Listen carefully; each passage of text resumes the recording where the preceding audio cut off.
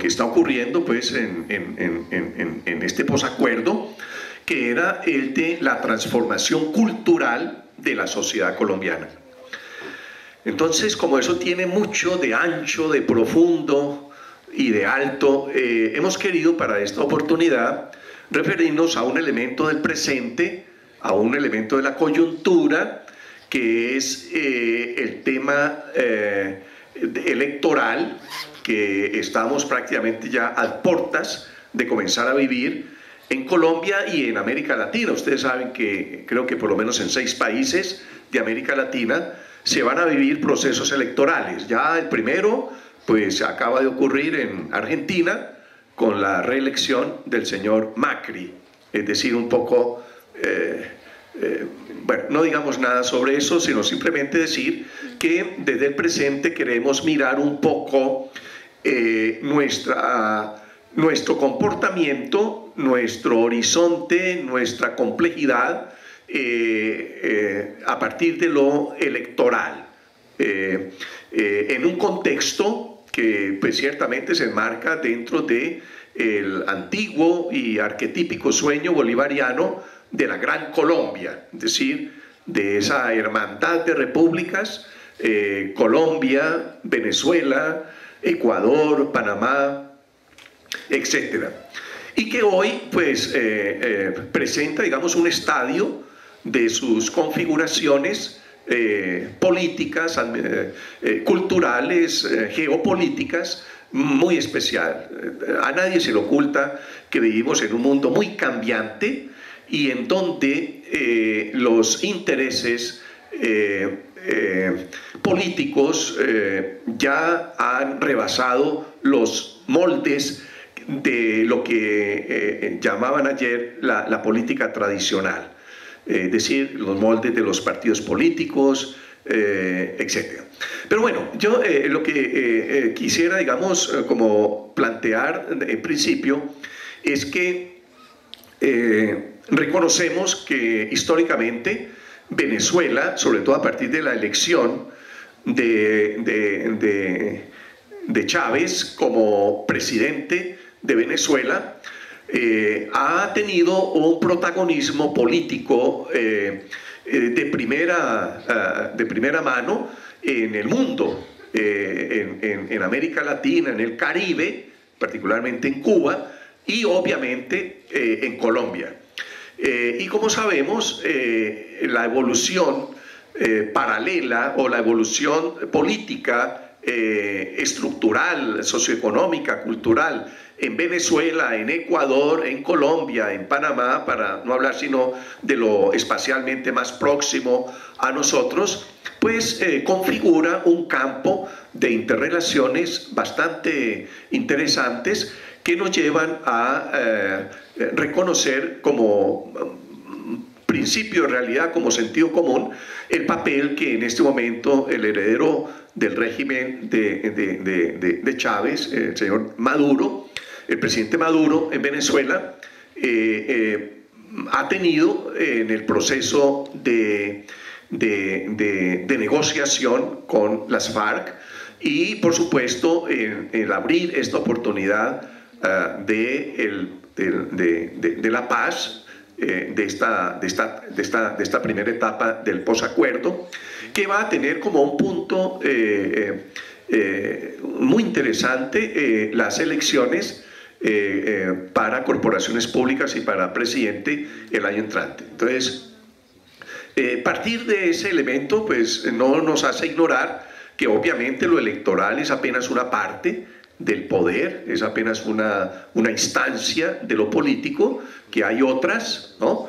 Pero que en este momento nos enfrentamos a algo extraordinariamente singular, original en la historia de Colombia, que está antecedido, quizás si hay algún punto anterior que pudiera ser usado como umbral, como criterio, son las elecciones que en 1988 se realizaron en Colombia, la elección popular de alcaldes, que fue es considerada por algunos como el principio de la democratización del país, y que paradójicamente, como suele ocurrir a veces con todas las transformaciones profundas, o por lo menos intencionalmente profundas de una sociedad, suelen producir resultados contrarios, como en la Revolución Francesa. Nadie imaginaba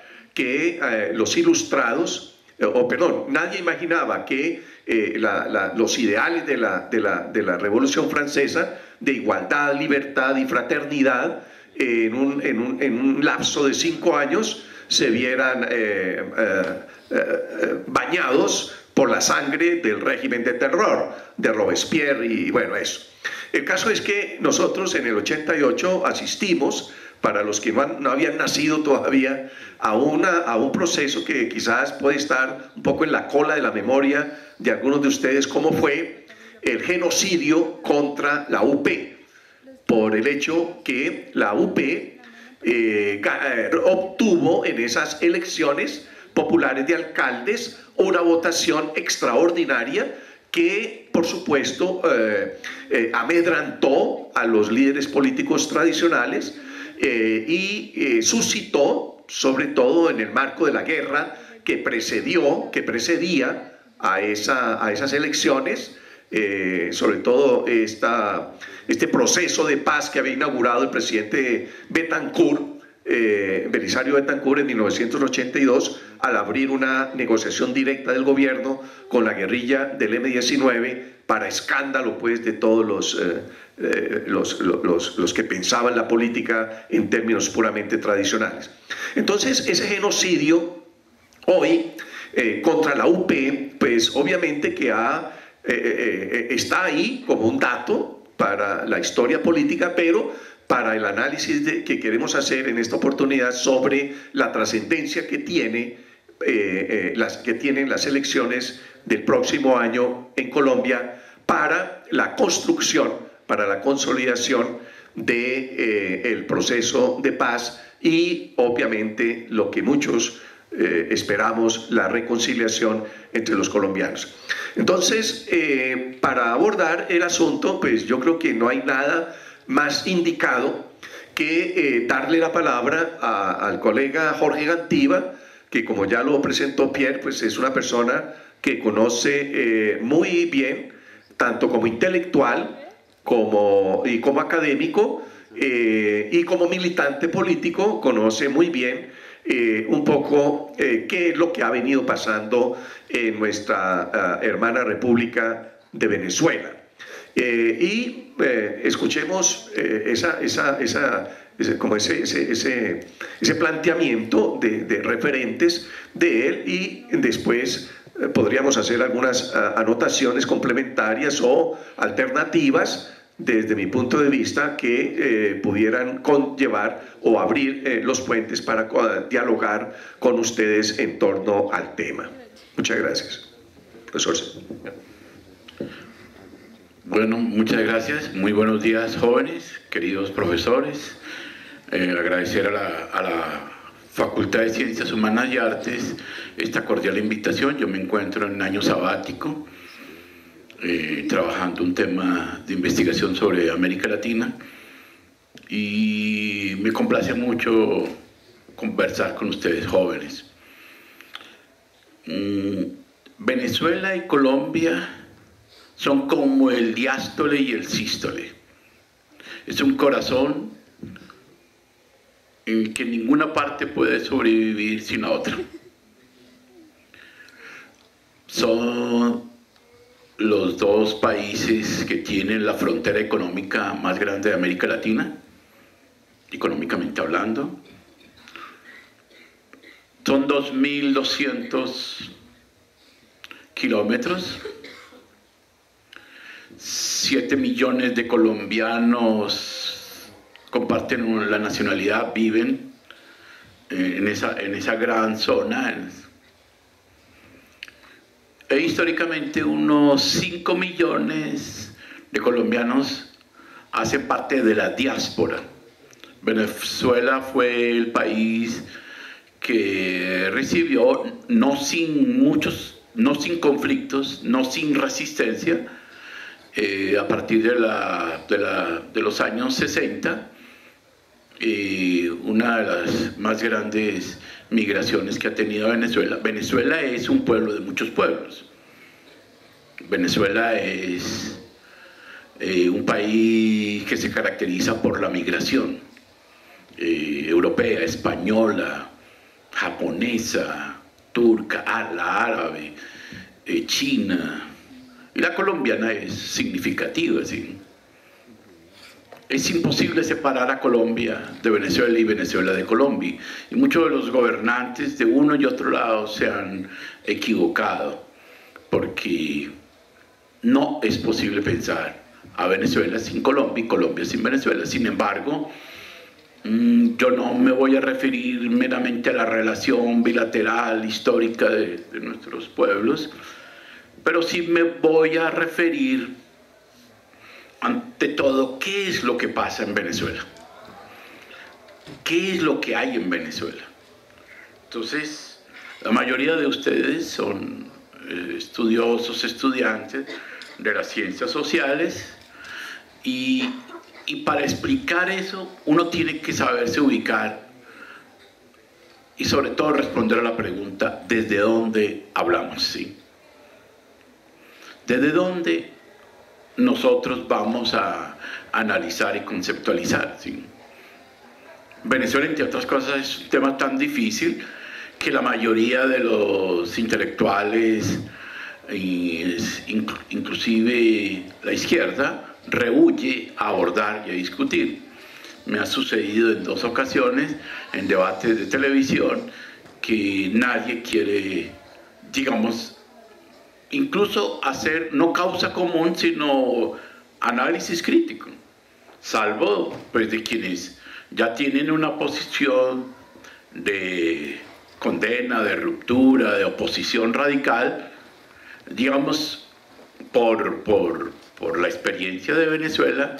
Es casi poco o nada, digamos, la preocupación, el interés por expresar una opinión, porque si pareciera que se tratara de un tema tabú, de vergüenza política, de desconocimiento, y eso hace daño para Venezuela como para Colombia, esa actitud. ¿Desde dónde hablamos?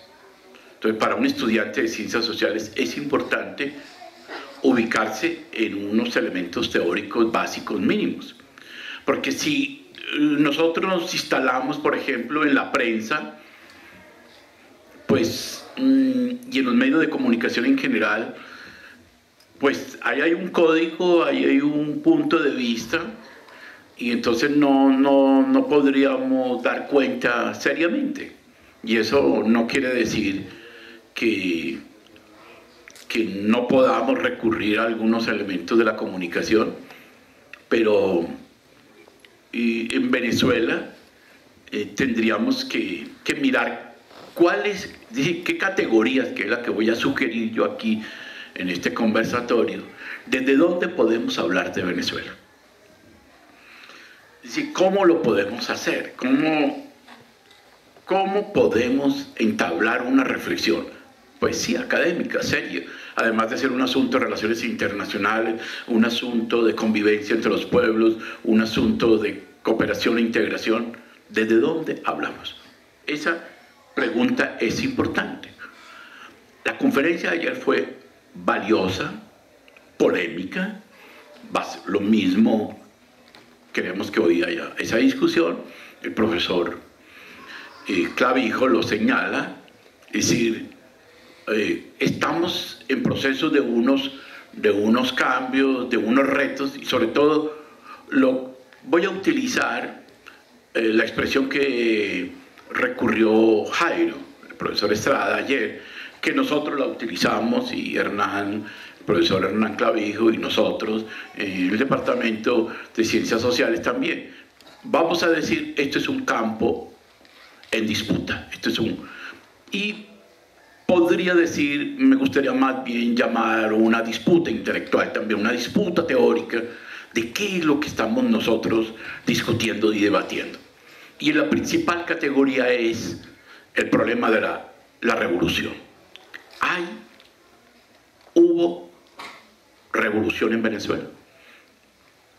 Yo me voy a instalar ahí porque el hilo de mi argumentación apunta que en Venezuela hay un proceso de cambio, con todos los altibajos, las incongruencias, incoherencias y enormes limitaciones.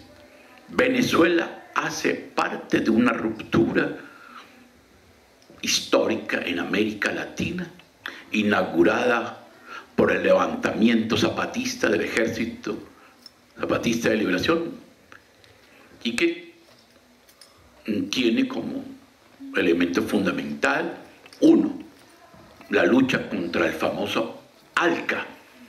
Si recordarán algunos que los Estados Unidos elaboraron una estrategia fundamental, poderosísima, y la que no han renunciado a establecer esos programas, esas políticas, esos proyectos neoliberales, y el alzamiento zapatista estaba precedido de rebeliones populares en toda América Latina, en particular en Venezuela, cuyo clima, cuyo elemento central histórico se llama Caracazo. El Caracazo fue una de las grandes sublevaciones populares que hubo, pero mi discurso no va a ser, voy a decirlo en sentido no peyorativo, negativo tampoco, sino crítico, no va a ser historicista, es decir, no voy a hacer un recorrido por todo el arco de la historia venezolana. Me voy a ubicar más bien como en una reflexión sobre si es posible pensar unos conceptos de la historia, unos conceptos de ese proceso político. Quizás se podría acercar a la reflexión de Koselleck si es posible hacer un concepto histórico, una Begriffsgeschichte, una historia conceptual. ¿Sí? No lo es, en sentido porque yo también mantengo distancia sobre esa obsesión meramente conceptual si no la relacionas con la política, que yo voy a relacionar historia, un sistema categorial y a la vez un proceso político. ¿Por qué comienzo con la pregunta de si podemos pensar que en Venezuela hubo o hay una revolución? Porque para mí ahí está el enigma. Es una tesis que yo sostengo. Pero, como decíamos ayer, como lo hemos recordado hoy, la historia es un campo de batalla. Un campo de batalla. Porque usted puede ubicarse en una perspectiva de François Furet y decir la inutilidad de las revoluciones. Las revoluciones son inútiles, no tienen sentido. O mejor dicho, las revoluciones no han hecho nada, ni gran cosa. Estamos en los 100 años de la Revolución Rusa, llamada también Revolución Bolchevique o Revolución Proletaria. Y entonces hay una tendencia conservadora de decir las revoluciones son inútiles, las revoluciones no tienen sentido, son volcamientos, son desastres, digamos, sociales, culturales, y no tienen ninguna cimentación histórica. Bueno, es que yo quiero hacer esto en un espacio académico porque es que sobre Venezuela simplemente hay una obsesión o de exaltación meramente o de condena. Sí. Entonces, ¿qué es lo que yo quisiera hoy señalar? Es que esa revolución llamada bolivariana se inició con un esquema distinto al clásico marxista denominado revolución bolchevique.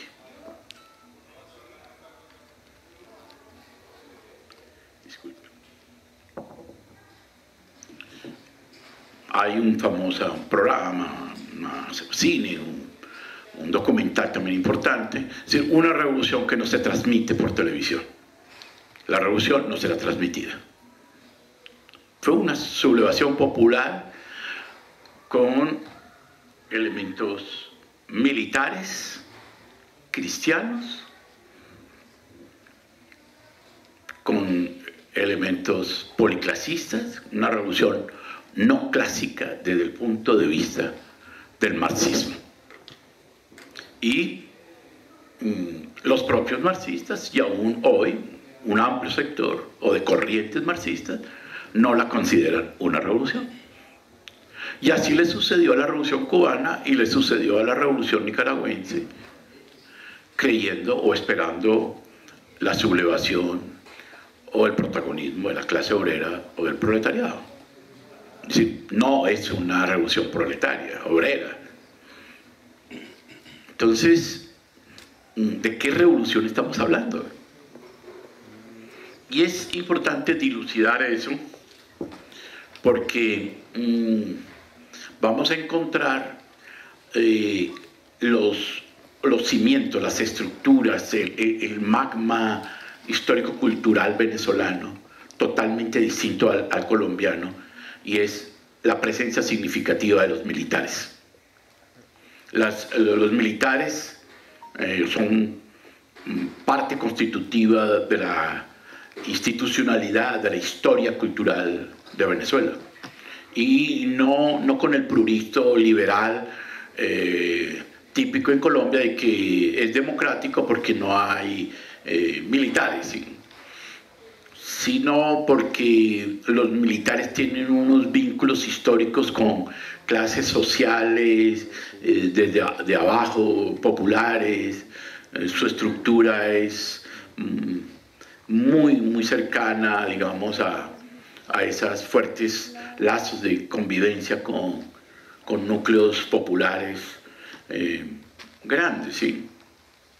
Y entonces uno podría decir que en Venezuela hay en el régimen político una expresión de un cesarismo, ¿sí? Una expresión que utilizó Antonio Gramsci, que han utilizado otros, que hay textos recientes en esa discusión sobre el cesarismo, y los militares han jugado un papel importante en la conformación de la historia de Venezuela. Entonces, ¿qué revolución es aquella de la que estamos hablando? ¿Y por qué es lo que sucede?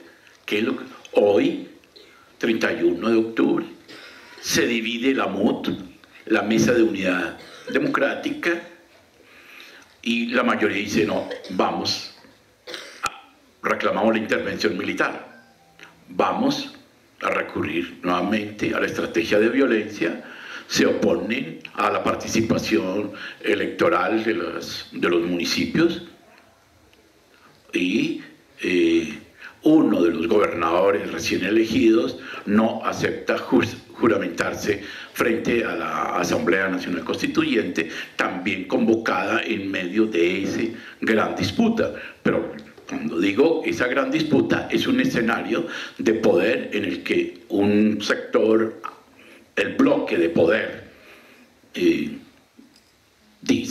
se sostiene sobre la base de un proyecto revolucionario bolivariano muy cuestionado por las propias izquierdas, porque muchas de las izquierdas dicen allá se reproduce permanece y continúa la acumulación de capital, la plusvalía, hay transnacionales, etc. ¿Cuál revolución?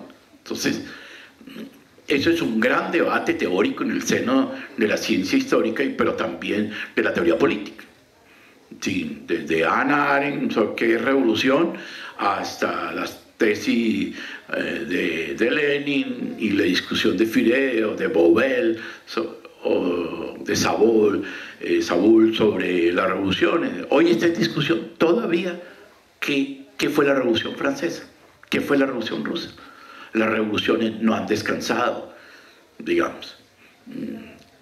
Entonces, por eso tenemos que educarnos en una en una reflexión teórica, histórica, sobre cómo son los procesos sociales y en particular los procesos revolucionarios.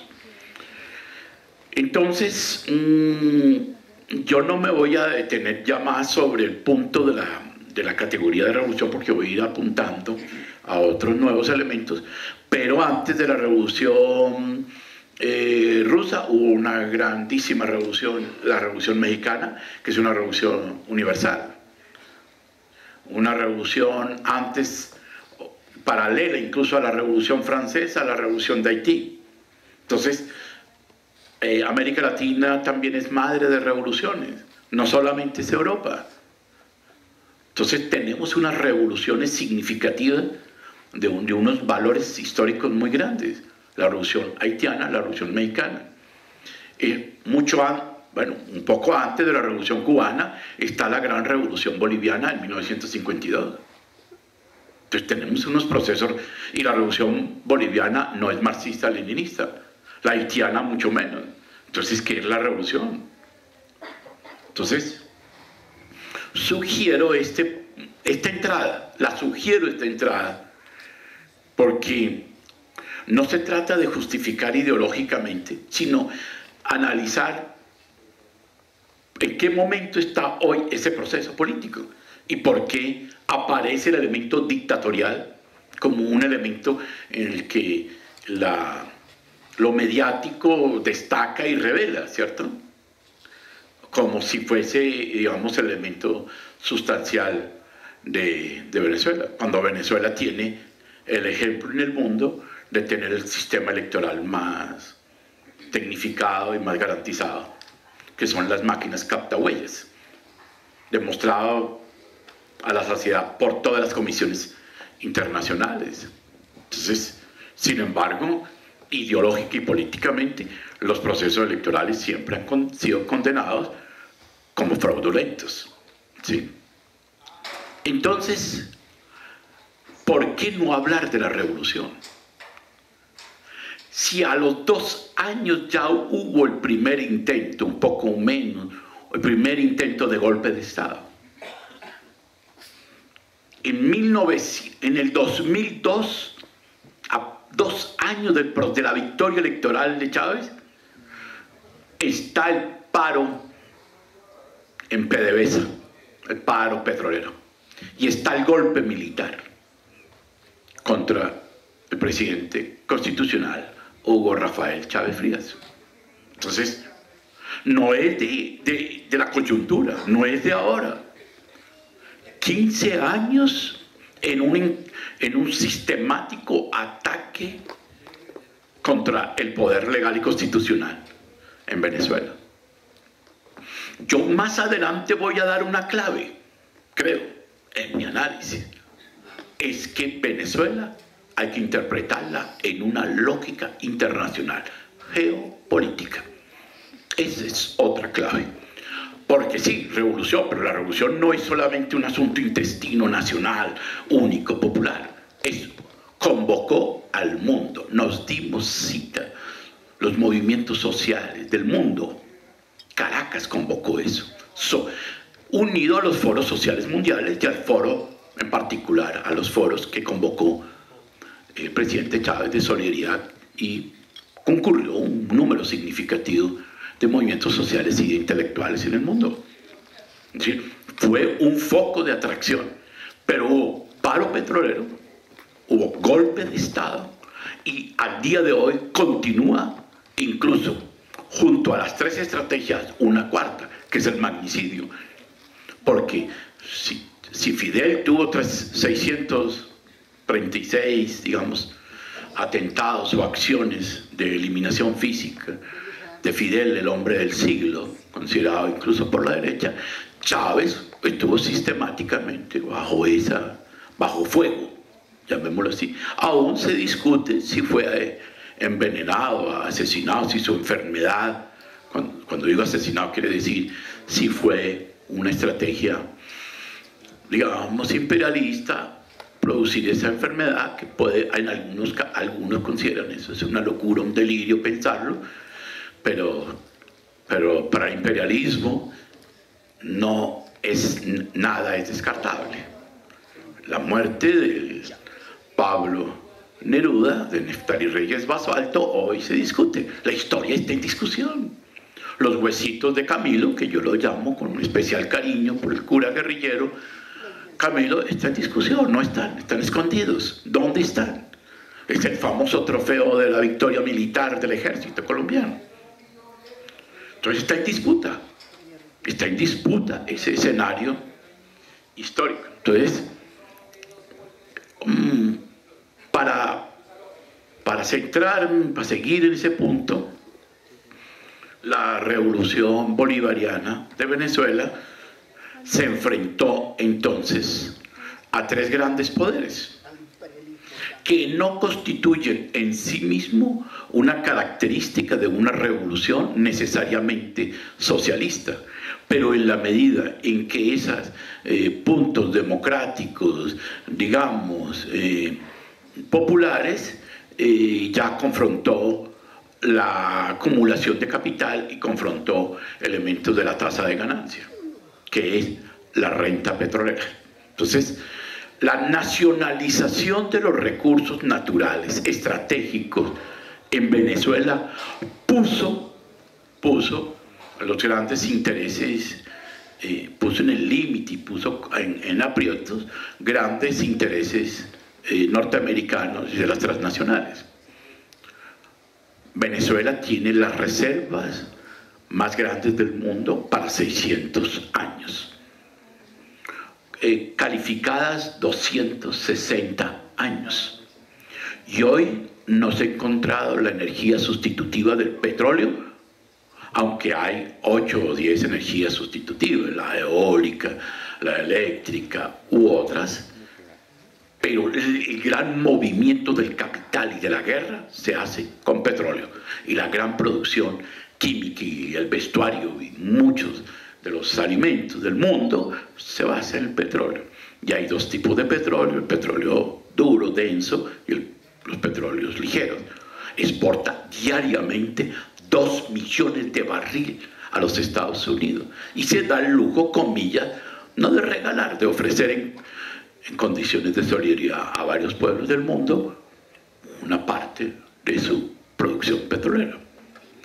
Cuando llega Chávez, el barril está en 120, 125, hoy está ligeramente en 38, 32, ha bajado, 45, ¿sí? Pero, y eso en parte explica, no justifica, explica la crisis venezolana. Una cosa es estar gobernando con un barril de petróleo a 120 y otra cosa a 32 o 36 dólares por barril. Y no obstante, sigue Venezuela ocupando el primer lugar, bueno, estratégico, no de la producción, sino de la reserva petrolera más grande del mundo. Esa es una de las razones de la gran disputa. Pero esa revolución, que sigo yo con mi categoría, que no la quiero soltar, esa categoría está relacionada con la revolución cubana, con Cuba. De ahí proviene, y pues tampoco ayer era posible hacer esa discusión con Jairo, y ahora lo recuerda el profesor Hernán Clavijo, el problema del castrochavismo, ¿cierto? La creación del enemigo es creación también conceptual, ¿sí? Uno inventa un enemigo, lo condena, le pone un anatema, lo califica, lo descalifica, lo destruye. Coselec también tiene el concepto de enemigo, muy lindo, esa parte de su libro sobre la historia conceptual. Si uno inventa su enemigo, y los Estados Unidos se caracterizan por inventar enemigos. Entonces, cuando no fue el comunismo, fue el terrorismo. Cuando no han sido las drogas, ahora hay un gran invento llamado castrochavismo. Y voy a decir que hay que librar la batalla conceptual también en torno al castrochavismo. Pues lógico que es la alianza Venezuela-Cuba, Chávez, Fidel, eso es cierto. Y una presencia significativa de Venezuela, de Cuba en Venezuela. Discutible, muy discutible, pero es un proceso revolucionario, donde si los médicos y los maestros se negaban a curar o a enseñar, entonces hubo una solidaridad internacional. Una revolución se cae sin sus maestros y sus médicos. 7 federaciones de maestros en Venezuela, 5 de la oposición, 2 del chavismo. Los médicos también se negaron en un alto porcentaje de colaborar con el gobierno, con el Estado, con lo que denominan el régimen chavista, y se elaboró, se construyó el famoso plan estratégico de Barrio Adentro 1, ya van Barrio Adentro 4, y donde es uno de los países con mayor asistencia médica del mundo, igual que Cuba. Pero Venezuela no tiene sino escasamente 10 años, un poco más, en ese proceso político. Tiene 17 años, es cierto, desde el triunfo de las elecciones, pero después del golpe, porque hay 3, sigo con la revolución, porque la revolución tiene fases, tiene procesos. Entonces ahí está uno de los grandes enigmas de los cuales yo he querido, digamos, mostrar. Venezuela es, por tanto, un experimento, pero un experimento con limitaciones, con muchas dificultades, pero donde es urgente capturar la reserva petrolera y las grandes reservas naturales estratégicas que tiene Venezuela. Entonces, coltan, uranio, que son Venezuela es igual que parecido a Colombia en su gran riqueza de recursos naturales. Entonces, la disputa por el poder en Venezuela es feroz. Y sabemos entonces que ni por el golpe ni por la violencia han podido, digamos, desmoronar este gobierno, sino la mayoría de las elecciones las ha ganado, ha perdido 2, uno el referendo constitucional, que modificaba un artículo para la reelección del presidente. Chávez perdió eso, y perdieron las elecciones legislativas en las que la oposición gana la mayoría en la Asamblea Nacional, que ya no se llama Congreso sino Asamblea Nacional. Es una revolución que ha reiterado, porque las revoluciones pueden fracasar, pero esta revolución se ha empeñado en mantenerse y cuenta con apoyos internacionales. Ya en la tercera fase se hace más compleja porque entra China, entra Rusia. Entonces es un escenario potencial de una guerra internacional. No voy a hablar de los logros, pero tampoco voy a hablar de los grandes fracasos. Grandes logros, el país productor de libros número 1 del mundo. 30 millones de libros. País que resolvió la alfabetización. Atención básica. Sí, pero no quiero hacer ese discurso porque termina siendo, contradictorio por un lado, pero por el otro muy relativo. Porque viene la estrategia del desabastecimiento, de la carestía, del acaparamiento, junto a la guerra asimétrica de la comunicación, una guerra económica. Sí. Venezuela era el país de mayor derroche de alimentos del mundo, pero sobre todo de América Latina. Venezuela era el sueño de los colombianos. Ese sueño se cae porque se cae por un lado el barril del petróleo, también hay elementos de ineficiencia de la administración. ¿Sí? Aquí hay errores también históricos. Entonces, el punto es que esa revolución hoy, que ha pasado varias etapas, se enfrenta a unos retos muy grandes. El problema, por ejemplo, de la producción minera junto al petróleo, lo que se conoce con el extractivismo. Entonces, los gobiernos de izquierda, los gobiernos progresistas tienen ese debate, ese punto que para algunos, y en el caso mío, debatimos, porque Venezuela suscribe el arco minero. Y lo que hace es ingresar China y Rusia en esa gran disputa mundial. Pero por supuesto, si le ponen 80.000 soldados norteamericanos en Curazao a Venezuela, se desplaza la flota, la marina de Rusia. Tiene cooperación militar. Entonces, es un escenario convulso, pero yo lo que quiero es no perdamos de vista en la articulación de lo interno, ¿sí? Venezuela, el chavismo, pierde un gran debate, la educación, a mi juicio. ¿Qué quiere decir perder el debate, la educación? Chávez no pudo hacer la reforma de la educación. Entonces, eso también configura una serie de correlaciones de fuerzas muy grandes. Donde, digo, hay policlasismo, militarismo en una expresión politológica, no en el sentido negativo, peyorativo. Hay cristianismo, populismo. Entonces, es el juego de todas las figuras iconográficas del cristianismo revolucionario. Eso, en sentido estricto, no lo hizo Fidel, ni el Che, mucho menos Lenin. Eso es una revolución ni siquiera parecida a la nicaragüense.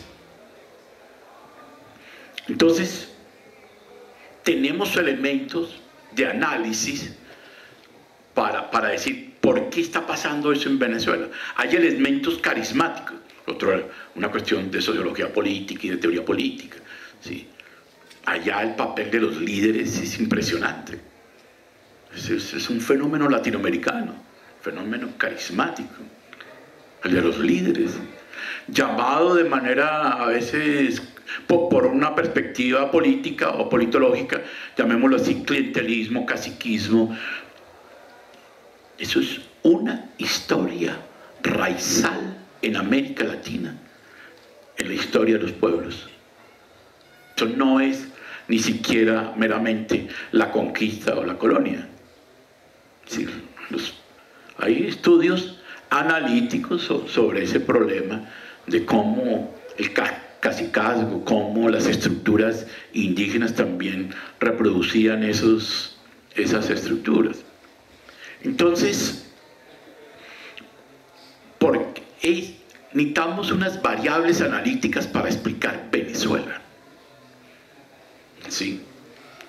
Ningún país más democrático que Venezuela por el número de elecciones. Ningún país tiene el sistema electoral que tiene Venezuela, que ni siquiera los Estados Unidos lo tienen. Sí. Sin embargo, no hay ningún país del mundo más estigmatizado por dictatorial, violador de los derechos humanos que Venezuela. Y como yo dije, no voy a hacer la comparación en Venezuela, no tiene el número de homicidios, no homicidios comunes, digamos, sino homicidio político, no llega a ser el 10% de lo que es América Latina y en particular Colombia, ¿sí?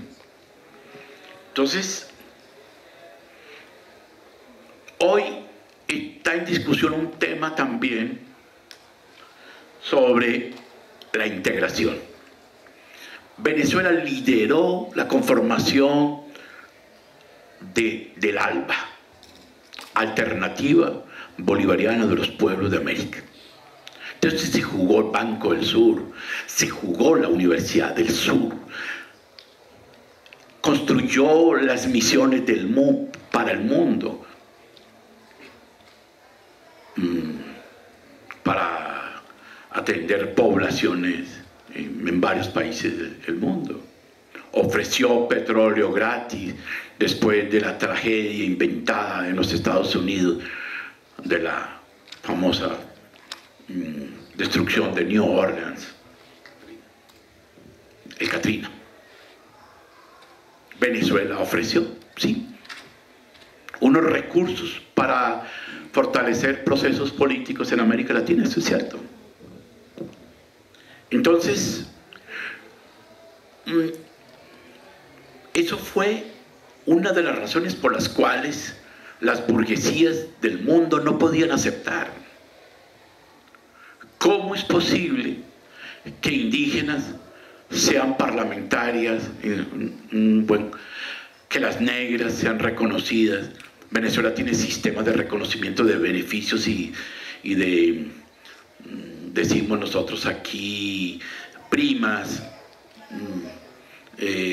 Aquí el salario mínimo sube 3%, 2%, en Venezuela 40%, 30%. La riqueza de ese país podría, sin embargo, la inflación es inmensa, grande. Entonces, hay unos errores muy grandes de Venezuela, del proceso político, que quiero señalar tres, básicamente, para seguir con el argumento de la revolución. Es un elemento, es que el proceso político en Venezuela está marcado por un fuerte ejercicio caudillista, el caudillismo, una suerte de cesarismo democrático. Es una contradicción, cesarismo democrático. Y ese ejercicio en Venezuela es muy fuerte, es el líder, es el jefe. Yo no me atrevería a decir que es un elemento similar al estalinista, pero es, y es mucho más que decir presidencialismo. A mí me gustaría utilizar ese concepto, como digo, del cesarismo. Sí, hay un elemento, pero el cesarismo también hay en Perú, con Fujimori, de derecha. Digamos, hay populismo de derecha y populismo de izquierda, pero cesarismo y populismo no es lo mismo. Bueno, entonces, a mí me parece importante que hagamos el esfuerzo de establecer ese tipo de categorías para poder entender por qué se destruye un país, por qué se hace una guerra, por qué se impone un sistema de los golpes blandos, llamado también así. Un país que coordina la integración de América Latina, no Mercosur, sino UNASUR, Banco del Sur, el ALBA, en lo que podríamos denominar, se constituyó un bloque de poder regional antiimperialista. Los Estados Unidos fueron derrotados. No hay socialismo en ese sentido, sino hay una confrontación del poder de dos grandes bloques, que hoy, de eso me estoy ocupando, investigando, la Alianza del Pacífico como muro de contención al ALBA. Por eso no han podido echar a Venezuela. Ya renunció a la OEA. No ganan una elección dentro de la OEA, porque todos los países caribeños tienen un respaldo de la República Bolivariana de Venezuela. Entonces, la integración fue una de las grandes, incluso no es una idea muy revolucionaria, sino de cooperación, de intercambio. Se estaba abriendo todos esos procesos, la moneda única bolivariana del ALBA, al punto que hoy Venezuela está ya en la idea, como Rusia y como China, de quebrarle el poder al dólar y tener los intercambios en yuanes, por ejemplo, para el caso de China. Entonces, no justifico que Venezuela sí juegue el bloque de poder con China y Rusia. Yo, desde una perspectiva política, teórica, no lo justifico. Pero están los marines, está la amenaza, hoy 31, está la amenaza de intervención militar, según Trump. La decisión de la OEA es: no vamos a elecciones, vamos a golpe. Hoy, 31 de octubre de 2017. Entonces, ¿tú qué haces? ¿Tú qué haces? Cuando tienes una responsabilidad política de masas importantes y significativas, pues armarse. Hay milicias, sí, compañeros, hay milicias. Hay organizaciones populares armadas, sí. Hay un conflicto duro, fuerte, pero son milicias populares armadas bajo el control del comando central militar. No son bandas de paramilitares. Pero enfrenta a Venezuela ya un ataque sistemático del paramilitarismo en un barrio tan importante como Petare, donde viven 1 millón de colombianos. Hay estructuras paramilitares. Entonces porque mire cómo es el punto del concepto de autodefensa. La autodefensa la utiliza la derecha, pero la Revolución Cubana utiliza los comités de defensa de la revolución, los de CFR. Y Venezuela utiliza también el concepto de defensas, no utilizan el concepto de autodefensa, pero son defensas populares, estratégicas, tácticas en barrios, etc. Entonces, está caldeado, está en un escenario muy duro. ¿Qué es lo nuevo? Son muchas cosas nuevas. La intervención directa no solamente de los Estados Unidos, sino de 9 gobiernos de América Latina y el de Colombia. Cuando decían mi mejor nuevo amigo, el uno y el otro, se abrazaban, pensaban en locuras, Chávez incluso, pensando con Uribe y pensando con Juan Manuel, haciendo un gasoducto que pasara a Venezuela y Colombia y se fuera para el Pacífico destruyendo pueblos, culturas, etc. Fueron locuras y locuras. Pero son estos hombres que cometieron errores, uno de los cuales, ya dije, su estructura, digamos, jerárquica del caudillismo está unida a un segundo error, llamémoslo así, a la fantasía productivista, a la fantasía del extractivismo y a la que además de fantasía es una tragedia para los pueblos.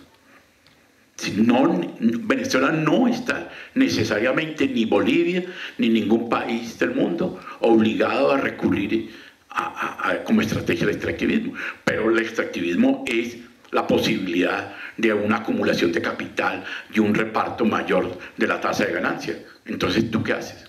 Ese es el gran debate de la Argentina hasta México, todo el tema del extractivismo. Entonces, para ir cerrando, yo señalo entonces 3 grandes fases del proceso político venezolano. De 1999 al 2014, los 3 elementos centrales son el golpe, el paro y el primer ataque de los Estados Unidos. Cuando digo ataque es la decisión de intervenir Venezuela. Comienza el siglo, termina el siglo XX con el triunfo electoral de Chávez, se inaugura el siglo con la Asamblea Nacional Constituyente Bolivariana, en la que todo el mundo recurre a la Constitución, regularmente el librito azul, cuando la mitad de todo este periodo la derecha condenó esa Constitución. Pero mira el derecho, mira lo de ayer, es importantísimo. Lo del debate de ayer es clave, lo recuerda Hernán ahora. El derecho es un campo de batalla.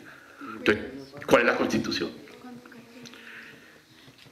2005 al 2013, y que es la muerte de Chávez, y digamos es el periodo con dos ciclos, un periodo el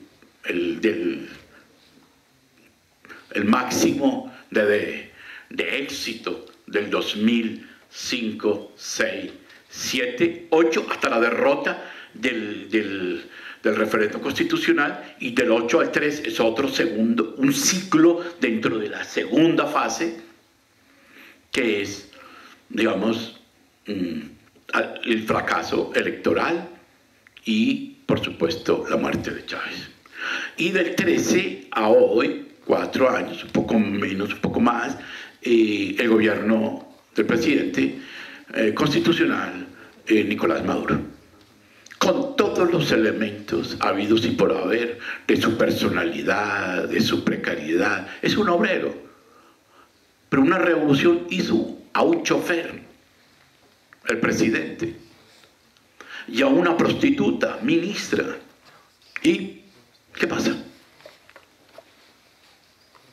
La Revolución Rusa hizo eso.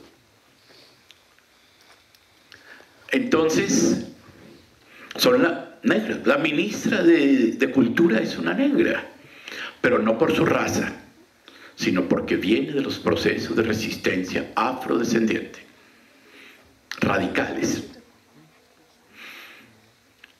Bueno, entonces, en este tercer ciclo, o tercera fase mejor, de la Revolución Bolivariana, nos encontramos con los elementos más morbosos, y lo utilizo la expresión gramsciana, de la distorsión, tanto de la revolución como de la distorsión del proceso democrático, como de la comunidad internacional de las naciones.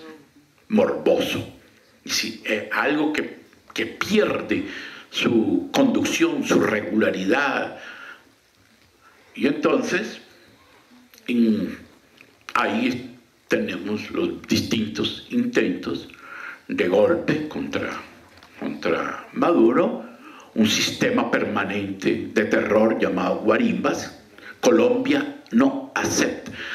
Nosotros, los que nos conocemos aquí, salimos a la quinta y en 3-5 minutos hay piquetes de la policía y el SMAT, que es un grupo criminal en Colombia, que destruye posibilidades de resistencia y movilización.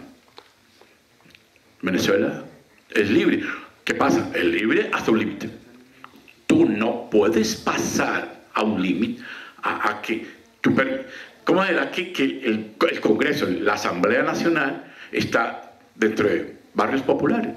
El Palacio Miraflores, entre barrios populares. Entonces, tú debes saber que la contención, digamos que la democracia tiene también puntos, porque, por supuesto, la oposición tiene masas, tiene base, pero no ha podido, digamos, estructurar una estrategia, porque quiere por la vía de la violencia derrocar el gobierno constitucional. Maduro es derrotable y las revoluciones fracasan, pueden fracasar también. Sí, pero es un sistema político sobre el cual se ha apoyado en el pueblo. Entonces, en vez de haber caído a Maduro, se ha fortalecido, sobre todo a través de las torpezas de la MUD, que justamente hoy se refrenda su división, porque en los 335 municipios va a haber elecciones. Claro, entonces Maduro, mire esa habilidad, gana unas elecciones, va a la segunda, gana la asamblea, gana a los gobernadores, y va y lanza las municipales. ¿Y qué es democrático? Y con eso voy a terminar. ¿Qué es democrático? Un campo de batalla No lo dijo Estrada ayer, lo dicen nuestros profesores de historia, de ciencia política, de sociología. La democracia es un campo de batalla, es una disputa, no es un espacio vacío como dice Jacques Rancière, es un escenario. La universidad pública fue una conquista democrática liberal y hoy es una bandera del movimiento popular. ¿Por qué? Porque la universidad pública no es la institución de la burguesía hoy. Para eso en Colombia hay un sistema privado fundamentalmente, y eso sucedió a partir del 9 de abril. Es un campo de disputa. El currículo es un campo de disputa. El plan de estudio. Uno dice, pero ¿por qué? Porque en Venezuela se está discutiendo el currículo también. ¿Cuál es el currículo? Discutible. Que sea Simón Rodríguez el centro de las cartillas de educación de las niñas y de los niños. Discutible. Pero mucho más discutible si son los cubanos los que deciden y hacen eso. Entonces yo hoy termino para el debate, para la discusión, pero es que esto es de nunca terminar, porque digo que lo democrático en Venezuela está en disputa. ¿Qué es lo democrático? Y entonces no solamente es parlamento, hay parlamentarismo de calle, parlamento de calle. Entonces la voz de los otros se escucha. Obvio, cuando digo ese obvio quiere decir en una estructura de poder, en una estructura, en una lógica de consolidar un régimen político llamado, bueno, díganlo, comunista. No lo es, no hay país comunista en el mundo. Se puede autoproclamar, pero no lo es. No es en sentido leninista socialista, es un régimen democrático popular que disputa un escenario de si es posible una opción distinta al capitalismo. Pero ese capitalismo está todavía entroncado, enraizado en Venezuela, y por el escenario internacional no ha podido y no podrá, salvo que otras naciones también se comprometan y se liberen para desarrollar eso. Entonces, ¿qué es democrático? Me parece que ante ese reto los Estados Unidos lo que han decidido es la intervención militar. Es un polvorín. Vienen los submarinos rusos, que no es una fantasía, pues sí, hay un pacto militar. Movieron la tropa a los Estados Unidos y se movió China. Nosotros no permitimos que toquen a Venezuela. Pero el punto es que América Latina está en un asunto de inflexión, por llamarlo así, una crisis de los gobiernos de izquierda y de los gobiernos progresistas. Miren, tumban a Dilma Rousseff, no pasó nada. ¿Quién es democrático? ¿El que cae o el que ejerció eso? Violatorio de todas las normas. Es derrotado el kirchnerismo en Argentina. Golpe de Estado en Honduras, con Zelaya, el hombre del sombrero. Golpe de Estado en Paraguay, con un cura, un obispo llamado Hugo. Entonces, ¿quién es el democrático? El que ejerce la estrategia del golpe militar, de la dictadura militar, el asedio, el ataque, la guarimba, la guaya. Pues las guayas son sistemas de control que hacen estos grupos de oposición para que transeúntes y motorizados no se desplacen y tú no las ves. No hay paso por la 42 con y uno no ve, son guayas, son hilos, como decir, de nylon muy fuertes, muy poderosos, y algunos o muchos han muerto degollados por ese sistema de guarimbas y de guayas. Entonces, ¿qué es democrático? ¿Que hay un tipo que no sabe hablar? Si vamos a decir, no he recurrido a ninguna actitud de respeto a nadie, pero hoy Donald Trump es considerado un imbécil en el mundo y es el presidente de los Estados Unidos de América. Y no hemos tenido hombres entre imbéciles y cretinos en Colombia, presidente.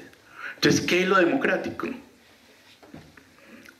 Ahí, en ese escenario, compañeros y compañeras, estamos en un punto de altísima tensión o de consolidación de ese proceso político revolucionario en Venezuela, o una involución o un regreso muy difícil, que en otra ocasión tendríamos que ver qué otros elementos habrían si esa revolución puede fracasar, o por el contrario, se consolida, o si los Estados Unidos prefieren la intervención militar, o si se desencadena una guerra civil interna, que yo personalmente la dudo, la descarto. Sin embargo, hay elementos muy fuertes, sociales, culturales, ya de conformación de bandos, de una hostilidad tan fuerte, que podría en algunos, sobre todo en los estados fronterizos, esa es la estrategia de Maduro, les gana ahí, pierde y los incorpora al proceso constituyente. Entonces aquí también estamos en un asunto de la política. No es revolución socialista. No es la revolución de los marxistas-leninistas. Ni Nicaragua, ni Cuba, ni mucho menos Venezuela. Es un proceso revolucionario de cambio, de integración popular, de participación, donde grupos de marxistas están interviniendo, pero la mayoría de los marxistas, como la mayoría de la izquierda de América Latina y de Colombia, condena ese proceso o condena la dictadura de Maduro, etc. Pero ese proceso ahí está, igual que en Bolivia y en otros países, en ese proceso o de integración, de consolidación, o si finalmente vamos a presenciar un punto de inflexión, de reversión, de involución a la época en el que el ALCA, que fue derrotada por el neozapatismo y por la revolución bolivariana y los gobiernos progresistas, triunfa o por el contrario derrotada. Yo dejaría ahí agradeciéndoles inmensamente su atención. Me extendí, dado que no vino el otro compañero que iba a ir, y que Hernán, el profesor, puso un punto, y que consideré por respeto a ustedes dar, digamos, una opinión que le he expresado por televisión, siendo condenado, porque es de los pocos intelectuales de la izquierda colombiana que ha hecho público el respeto a la soberanía y a la dignidad de Venezuela. Lo he hecho. No acepto la intervención ni el golpe militar en Venezuela. Acepto una discusión sobre el proceso político interno de la tierra, de la renta petrolera, pero no la estrategia de destrucción, de golpe militar, que tiene muchos elementos parecidos al que le hicieron a Salvador, al presidente Salvador Allende y a los 5 gobernantes que fueron también destituidos por golpe de Estado en América Latina recientemente.